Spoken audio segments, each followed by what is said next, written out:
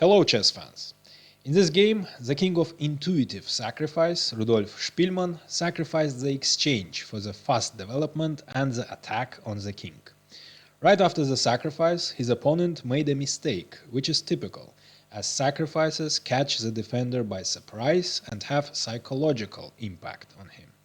Spielmann punishes this mistake with energetic play and checkmates his opponent, Saveli Tartakower, in few moves. Spielmann started with e4, and Tartakower played Caro-Kann defense. Knight c3, d takes e, knight takes, knight f6, knight g3, e5, knight f3, e takes d, knight takes, bishop c5, attacking the knight. Bishop e3, defending it, and queen b6, attacking the weak pawn on b2. And Spielmann played queen e2, creating a very unpleasant X-ray and indirectly defending b2, as queen takes b2 loses immediately to bishop c1 check and black is losing the queen. The idea behind queen e2 was to prepare a long castle, after which the king on c1 would defend the weakness on b2, and the rook will be placed ideally on d1, on the open file, also defending the knight, which is currently untouchable for the same reason. Bishop takes d4 check, and black is losing the queen. That's why Tartakower castled kingside in order to move away from this unpleasant X-ray and ensure king's safety. And Spielmann castled queenside. Now white's only problem is the kingside development. The queen isn't placed very well on e2 as it obstructs the bishop's development. And as bishop's development is obstructed, the rook's development is obstructed too. However, with his next move, Tartakower lets Spielmann solve all these problems. He played knight d5, moving away the defender of h5 square, and Spielmann immediately uses this opportunity by playing queen h5, opening the bishop's diagonal, and also queen is very active now, exerting very strong pressure on the king side.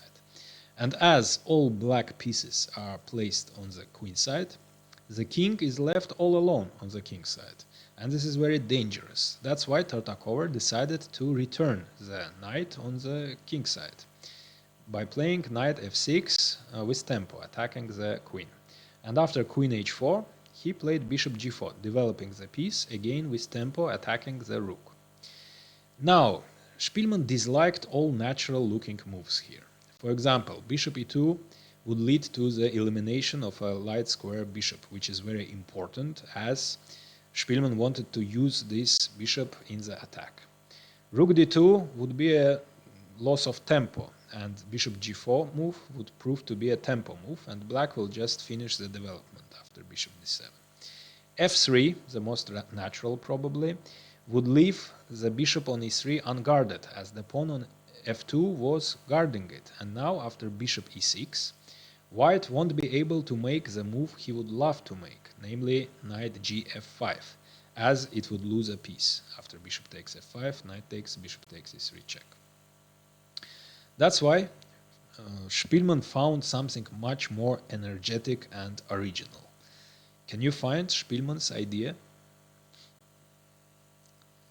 As the bishop is very strong, and the rook on h1 isn't really doing anything, Spielmann didn't object against the exchange of these pieces.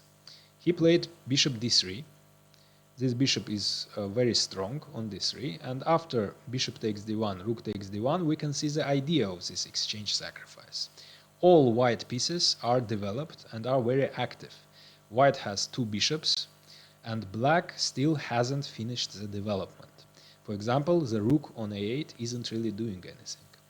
And although formally black has material advantage, if we look at the position from dynamic point of view, we will see that temporarily, while black hasn't finished the development yet, we can consider that white has material advantage. However, white must play energetically and create serious immediate threats until black finishes the development, because if black managed to finish the development, the material advantage would tell.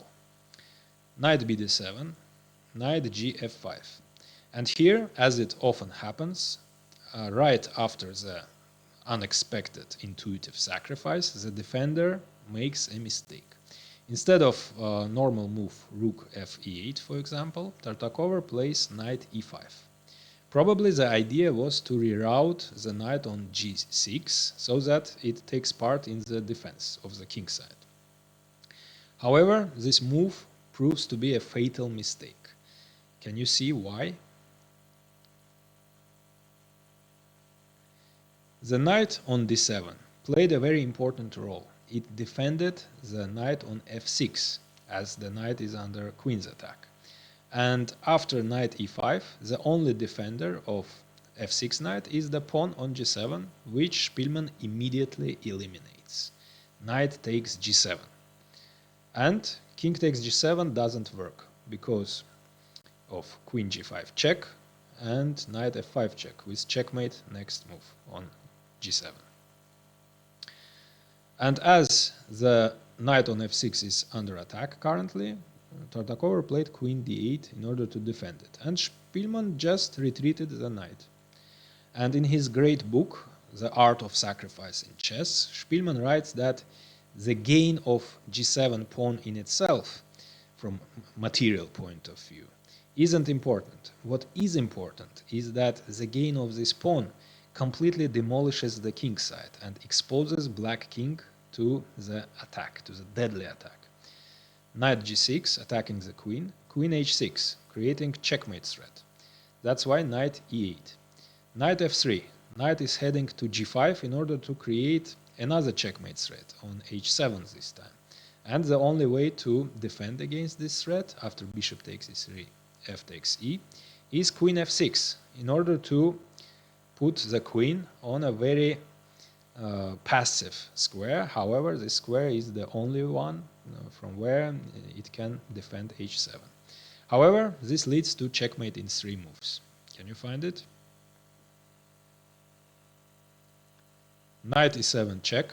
After this, Tartakower actually resigned, because after knight takes e7, the bishop's diagonal is open, and bishop takes h7, queen takes, checkmate.